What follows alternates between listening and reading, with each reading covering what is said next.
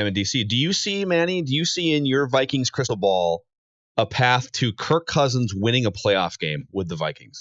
No. Because it's hard, right? It's hard. I mean, he hasn't done it yet. He's been in the league this is his 8th year in the league. He's 31 years old. He's had an opportunity in the playoffs. He's had opportunities to get into the playoffs, and he has not delivered. He's not delivered. He's been given opportunities year after year after year after year. He was given opportunities in this game today. The Packers scored a touchdown with 14-16 left in the second quarter to go up 21-0. It was a bad start for the Vikings defense. The Packers did not score another point the rest of the game. Kirk Cousins and the Vikings offense had 44 seconds short of 3 full quarters to get back into this football game and win it. And the quarterback did not get it done. I have an amazing stat for you. This is from Krauser on Twitter. This is amazing. And I don't know, this isn't like ESPN stats and info, but he did some research. I'm going to go with this. He said the Vikings, I can confirm the first part of this. The Vikings averaged 7 yards per play offensively today, which is a crazy good number. Mm-hmm. The best offenses in the NFL over the course of a season are going to be like, if you're over 5 yards per play in the NFL, you're moving the ball. Yep. The Vikings were 7 yards per play offensively today. Amazing. They allowed 4.9 yards per play offensively. That is utter domination. And here's the nugget. There have only been 13 games in the last 10 years in the NFL where the losing team had more than 7 yards per play and the winning team had fewer than 5 yards per play. Kirk Cousins, to read the rest of the tweet, has been the losing quarterback in 3 of those games since 2013. 3 out of how many games? Kryptonite. 3 out of how many? 10. 10? I'm sorry. 13 of those types of games in the last 10 years, and Kirk Cousins has been the quarterback for 25% of them.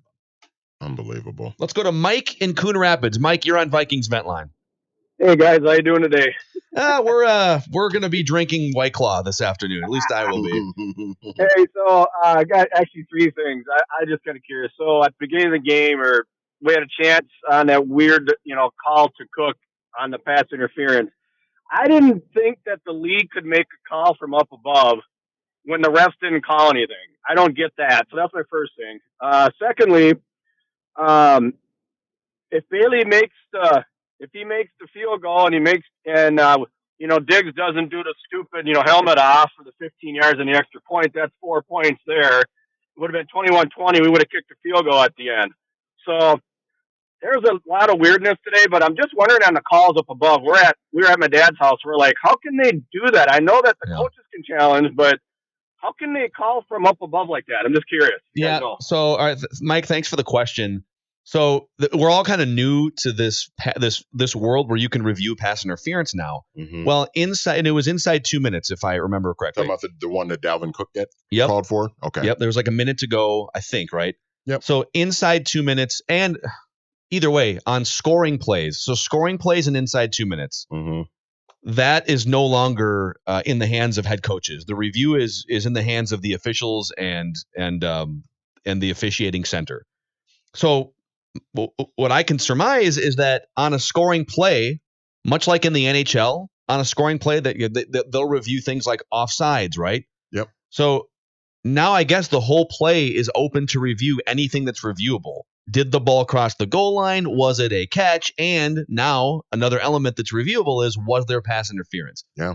I did think it was offensive pass interference on Dalvin Cook. It was a little bit ticky-tack, but it was clearly a pick play, and he had his hands up blocking, and that's illegal.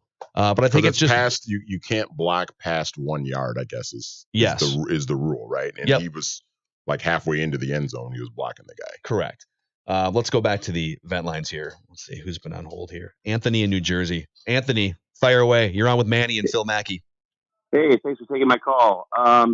So really disappointing and all that. I really don't want to get into, moaning and groaning too much. I still feel pretty positive about the year.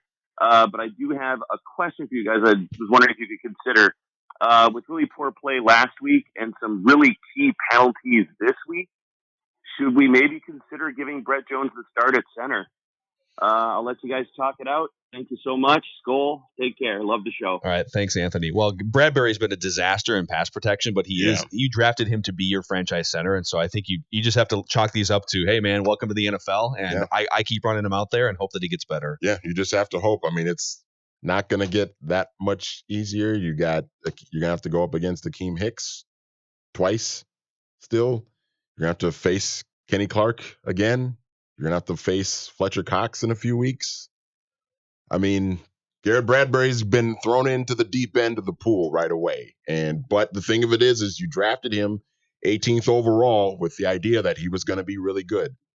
And you just have to hope that he's going to get better and improve. And you just got to hope that these are rookie growing pains that he's going through and that he's going to get better down the line. I honestly don't. The caller asked about Brett Jones. I don't think Brett Jones would be much better, to be honest with you.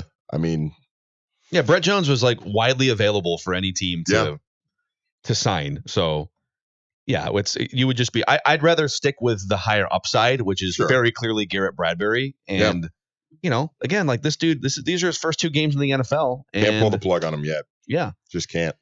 Let's see here, John in Manhattan. You're on Vikings Vent Line, man. Fire away. Had $100 on the game trying to get a down payment on a new TCL, so that's not going to happen for a while. But here's my thing: the quote earlier in the week when he was talking about if I got to throw it 50 times, I'll do it. And he walked back the quote, but he obviously went into this week planning to be the hero. He didn't get it done last year. They lost the game on Daniel Carlson's leg. And so I think he's literally been waiting a full year to be the hero for the Vikings against the Packers. And somebody needs to sit him down and say, you're not a hero.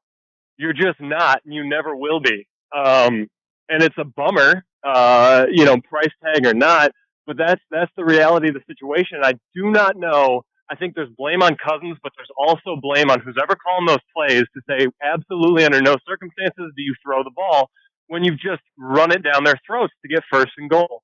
Why not try at least 2 runs? You're doing everything, and then you're like, you know what? Let's give it back to Cousins because that's been great all day.